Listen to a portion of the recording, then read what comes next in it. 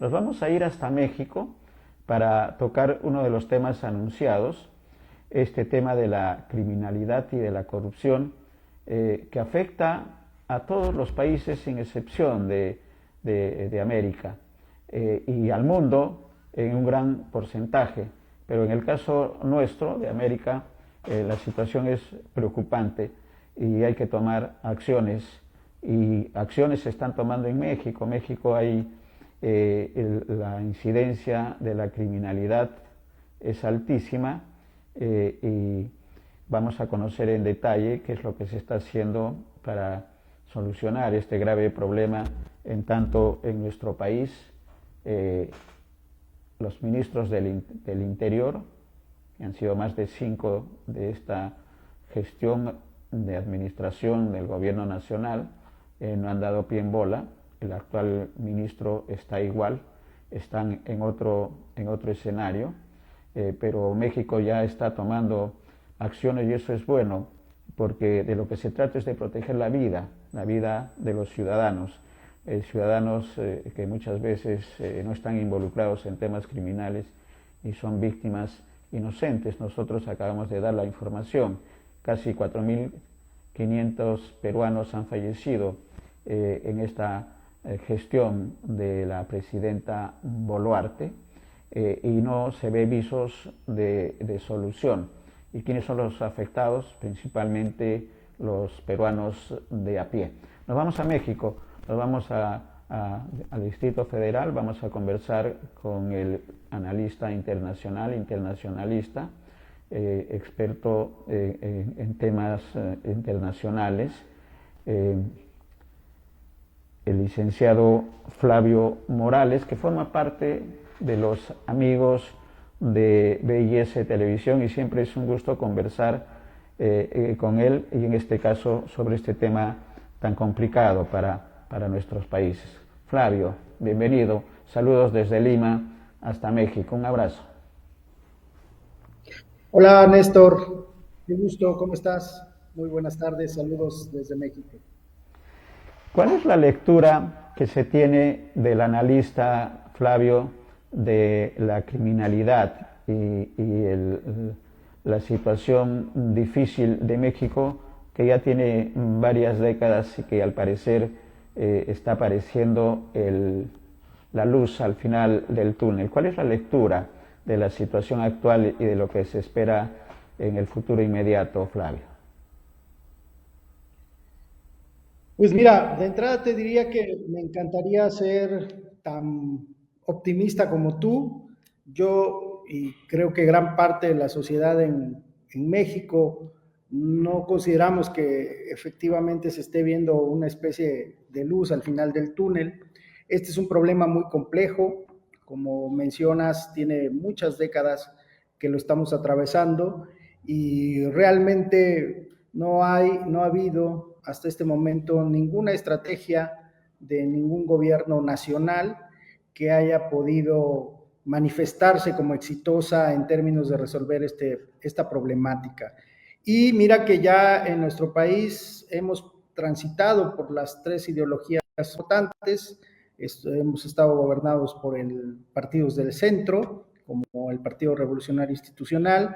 Ya tuvimos un par de administraciones, 12 años de gobierno de derecha con el Partido Acción Nacional, y estamos entrando al segundo gobierno nacional de un partido emanado de la ideología de izquierda, como es el Movimiento de Regeneración Nacional.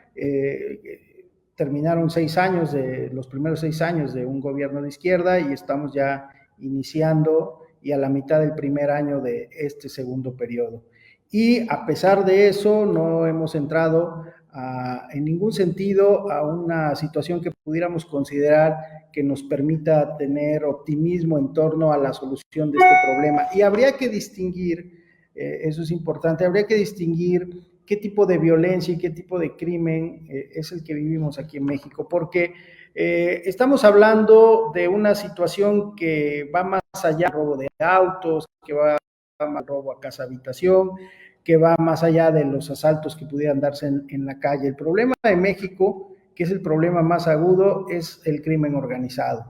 Nuestro país enfrenta una situación muy crítica en ese renglón porque el crimen organizado, como ustedes saben, amigos, pues permea a varios ámbitos de la vida social, política y económica de México. El crimen organizado infiltra instituciones financieras, el crimen organizado infiltra gobiernos, autoridades, no solo judiciales, sino también de administración pública. El crimen organizado permea los círculos de la sociedad, no es algo marginal, no es algo que sucede en la periferia. El crimen organizado está presente en todos los ámbitos de la vida nacional, hoy más que nunca. Y esa situación es la que nos pone contra la pared, esa situación es la que nos tiene en desventaja en términos de negociación política bilateral con los Estados Unidos, que permanentemente utilizan las estadísticas, utilizan la situación de inseguridad que hay en México para emprender acciones como bloqueos, limitar el tránsito de mexicanos a ese país, y esta situación es algo que vivimos sanamente y que, te repito, no vemos que haya posibilidad de algún tipo de solución. Esa explicación y ese análisis, Flavio, nos lleva a pedir algunas precisiones. El tema, como bien dices, el tema de la criminalidad, del crimen organizado, está estrechamente ligado en el caso de México y también en el caso nuestro al narcotráfico. El narcotráfico que controla mucho de los poderes de una nación. ¿Cómo se está trabajando en esa línea la actual administración? Porque entendemos que están siendo citados los funcionarios que tienen que ver con este tema de seguridad. Eso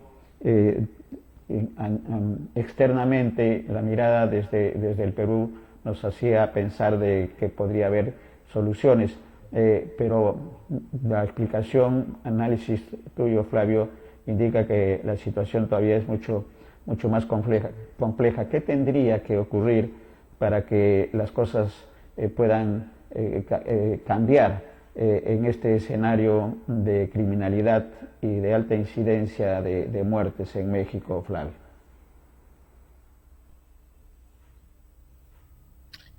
Como dicen los clásicos, Néstor, pues la ruta es el dinero.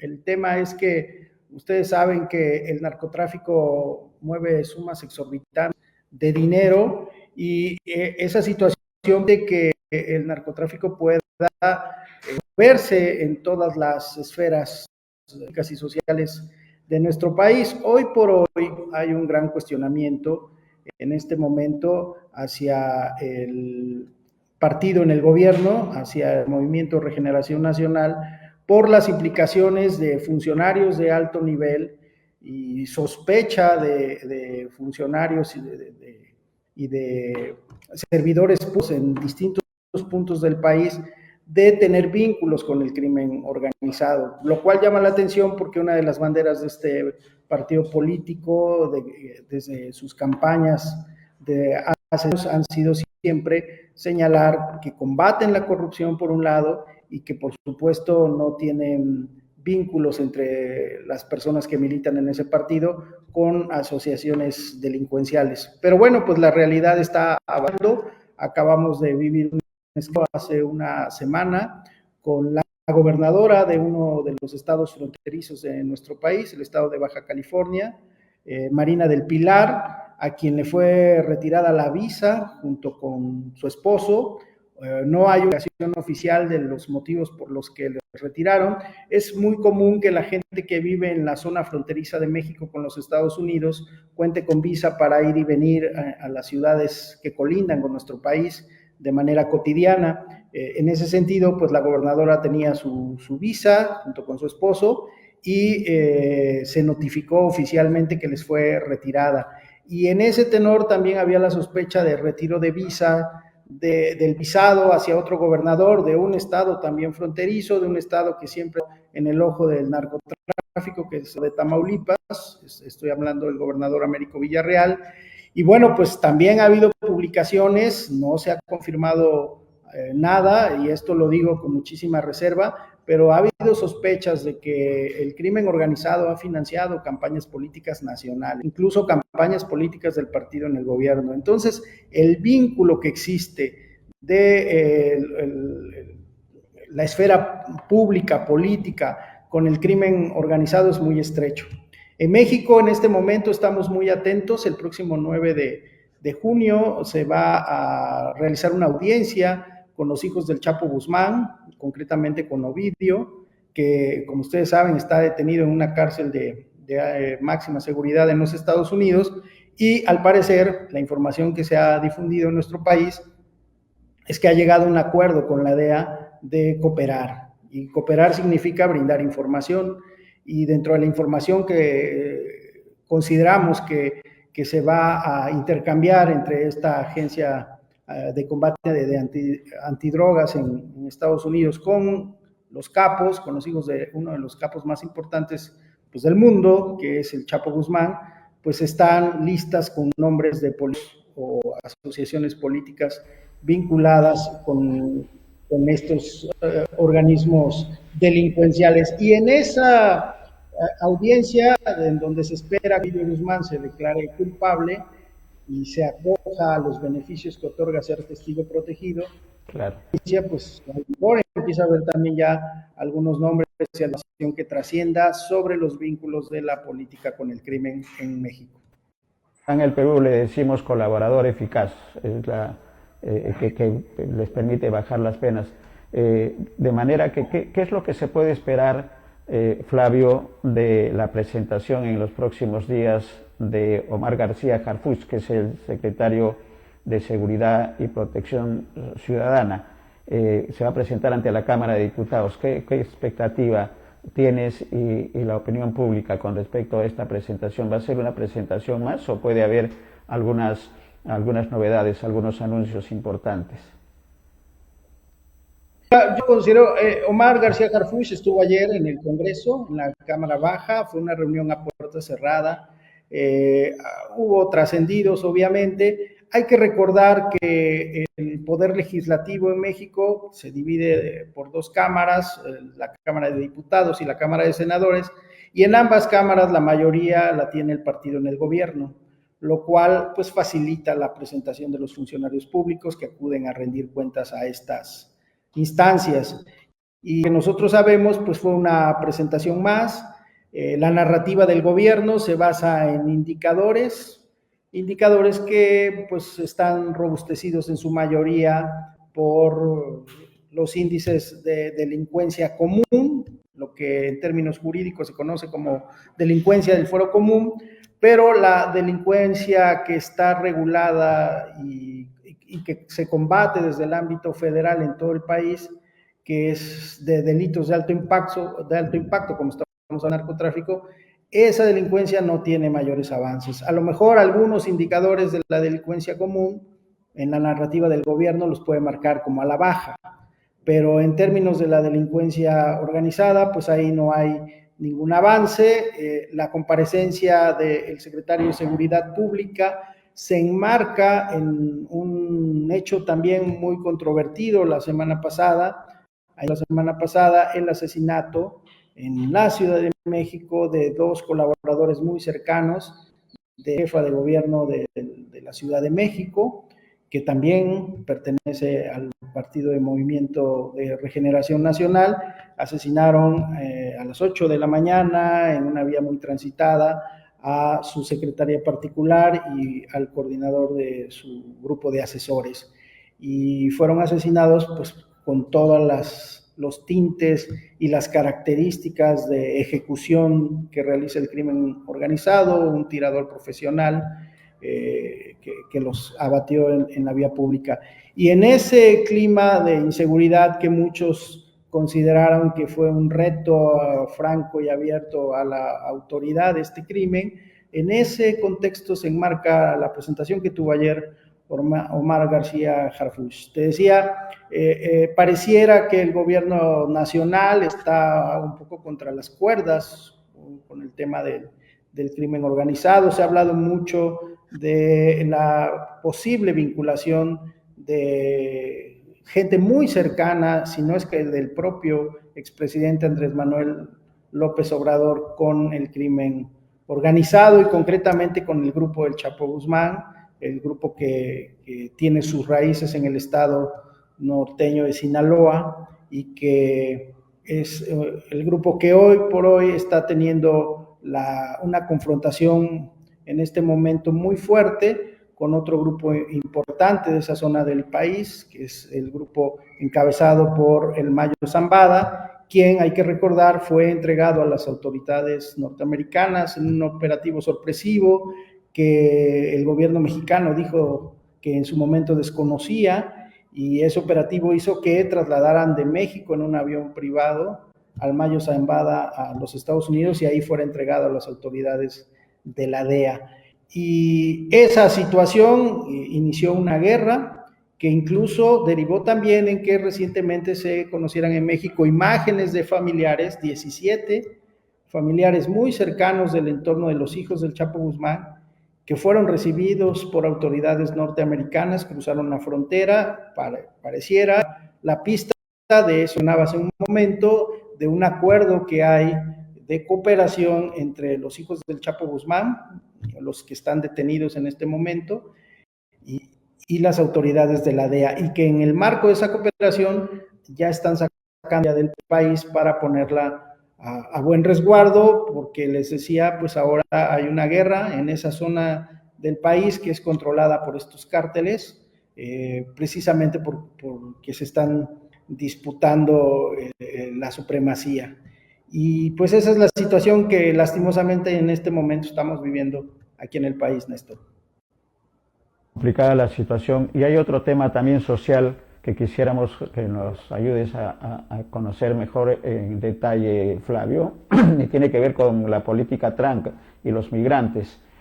Son 5 millones, confírmanos la cifra, 5 millones de mexicanos que han regresado a la República Mexicana, dedicadas principalmente a actividades agrícolas, y está creando un problema en Estados Unidos, en los estados que están colindantes, fronterizos con México, que están exigiéndole al presidente Trump que entregue visas temporales, porque se vienen las campañas agrícolas y les falta mano de obra. Un poco le está dando en la cara la decisión de Trump con respecto a los migrantes. ¿Cuál es el sentir, cuál es la opinión, Flavio, sobre este tema? Fíjate que pudiera pensar siempre la narrativa que utiliza Donald Trump es muy agresiva, corrosiva, concretamente cuando da conceptos respecto a México, pero la realidad es que no es muy distinto a lo que se vivió, por ejemplo, en el régimen demócrata con Obama y después con el presidente que acaba de salir también de origen demócrata, Biden. Es la narrativa más amable de los demócratas. En la realidad es que no ha sido muy distinta de la política de exclusión que ha tenido el gobierno de Trump, ni en su primera etapa ni ahora. A pesar del programa de los Dreamers que impulsó Barack Obama, la realidad es que siempre ha habido una línea muy dura en el trato y en otorgarle beneficios a los inmigrantes ilegales de México a los Estados Unidos. Y en ese sentido te diría que las deportaciones no han sido masivas como pudiera pensarse en torno al discurso tan de línea dura que ha tenido Trump con la gente que permanece ilegalmente en ese país. No ha habido deportaciones masivas. Hoy por hoy el tema más bien es económico. Hay una amenaza de Donald Trump por gravar, colocarle un impuesto más allá de los que de por sí ya pagan nuestros connacionales en los Estados Unidos por trabajar, aunque sean ilegales, pagan impuestos, y más allá de esos impuestos que pagan, quiere Donald Trump gravar lo que se conoce como las tasas, que es el dinero que muchos de ellos envían a sus familias que permanecen en México. Y ese dinero, que es una de las fuentes económicas de ingreso más importantes para el país, el dinero que se produce con las remesas, es el que a Donald Trump le ha puesto la mira y es lo que está hoy en el tema de migración a debate entre la administración de Trump y la administración de la presidenta Sheinbaum, que está tratando de delinear una estrategia para contener esa iniciativa de Trump y evitar que en los hechos realmente vayan a colocar un impuesto, lo cual sí sería muy, muy gravoso. Más allá, decía, que el tema de las deportaciones. Lo problemático ahora, el riesgo ahora, es que verdaderamente y pusieran un gravamen a las remesas, al dinero que los mexicanos que están en Estados Unidos envían a nuestro país. La situación y cómo está enfrentando el gobierno el tema de estos migrantes que han regresado a territorio mexicano, que es una cantidad importante de varios millones de ciudadanos, Flavio. Hay programas del gobierno federal que se han lanzado para facilitar la reintegración a la actividad económica de los mexicanos que estaban trabajando en Estados Unidos y han sido deportados. Sin embargo, te decía, y quiero subrayar mucho esto, que no son hasta este momento, afortunadamente, deportaciones masivas. No haya complicado la dinámica económica del país, porque de repente llegue una gran cantidad de mexicanos que se encuentren parados, sin opción de tener ingresos. Eso no ha sucedido así. El gobierno de Estados Unidos creo que en la realidad está muy consciente que necesita de esa mano de obra y además está muy consciente de que esa mano de obra que, insisto, genera recursos, gasta en los Estados Unidos, paga contribuciones, paga impuestos, pues esa mano de obra también ya es un punto importante de su economía. Así considero que desde esa óptica es difícil pensar que vaya a haber un movimiento masivo de exclusión. A veces nosotros nos centramos en los términos, en los conceptos o términos sociales y políticos, pero muchas veces las decisiones pasan más por la cuestión económica. Y en términos económicos, a los Estados Unidos no les conviene en ninguna forma deshacerse de manera tajante y masiva de la mano de obra de los mexicanos y en general de la gente de toda América Latina, de Centroamérica y América Latina.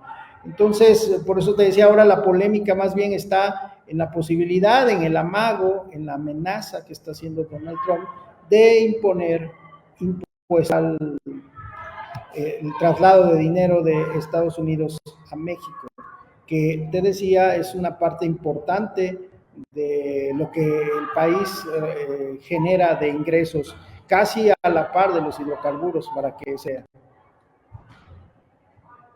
Y en nuestro caso, nosotros tenemos 4 millones de peruanos en el exterior y el tema de las remesas al Perú es importante. Es un sector no atendido por parte del gobierno a los peruanos residentes en el extranjero, pero sí es importante el tema económico.